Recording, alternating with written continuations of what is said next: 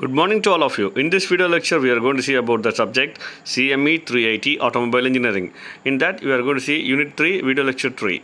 So in this, we are going to see the various transmission shafts used in automobile engineering.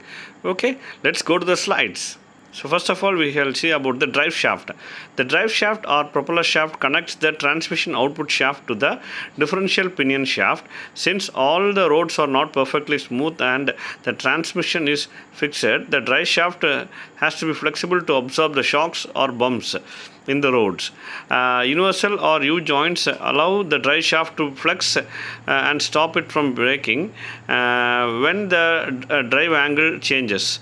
Drive shafts are usually hollow in order to weigh less but of a large diameter so that they are strong. High quality steel and sometimes aluminum are used in the manufacture of the drive shaft. The shaft must be quite straight and balanced to avoid vibration. Since it usually turns at engine speeds, a lot of damage can be caused if the shaft is unbalanced or bent. Damage can also be made if the U joint gets damaged. Okay, then there are two types of drive shafts. One is the hot twist drive and the torque tube drive. The hot twist drive is made up of drive shaft connected to the transmission output shaft and differential pinion gear shaft. U joints are used in the front and rear. The hot twist drive transfers the torque of the output shaft to the differential. No wheel drive thrust is sent to the drive shaft.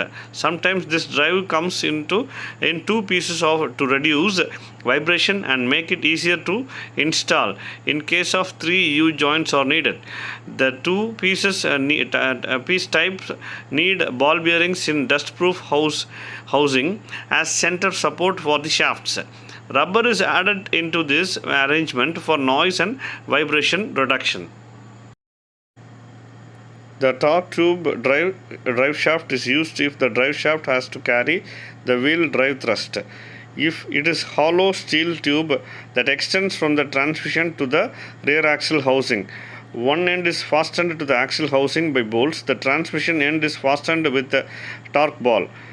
The drive shaft fits into the torque tube. A U joint is located in the torque ball and the axle housing end is splined into the pinion gear shaft. Drive thrust is sent to through the torque tube to torque ball to transmission to engine and finally to the frame through the engine mounts. The car is pushed forward by the torque tube pressing on the engine. So the diagram given here represents a typical propeller shaft. The next remaining topics can be dealt in the upcoming videos. Thank you.